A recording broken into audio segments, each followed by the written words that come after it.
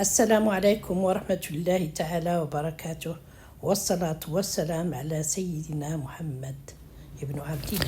الرسالة التي وصلت بعد موتي.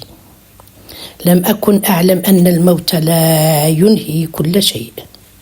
كنت أظن أن الصمت هو آخر ما سيبقى مني بعد أيام من الرحيل.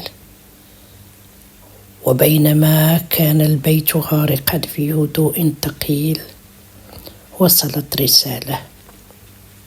ظرف قديم بلون باهت، لا يحمل طابعا حديثا ولا اسم المرسل، فقط اسمها مكتوبا بخط تعرفه جيدا. ترددت قبل أن تفتحها.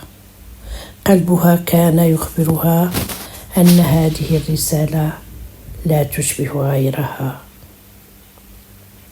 داخل الظرف ورقة واحدة وكلمات قليلة. إن وصلتك هذه الرسالة فاعلمي أنني لم أعد هنا، لم أرحل فجأة كما ظننت. كنت أستعد منذ زمن. أردت أن أقول لك كل ما لم أستطع قوله وأنا حي. سامحيني وعيشي. توقفت أنفاسها، لكن الخط لا يمكن أن يخطئه القلب. كان خطي. كيف كتبت رسالة لم تصل إلا بعد موتي؟ كيف عرفت أن هذا اليوم سيأتي؟ كيف كتبت رسالة لم تصل إلا بعد موتي؟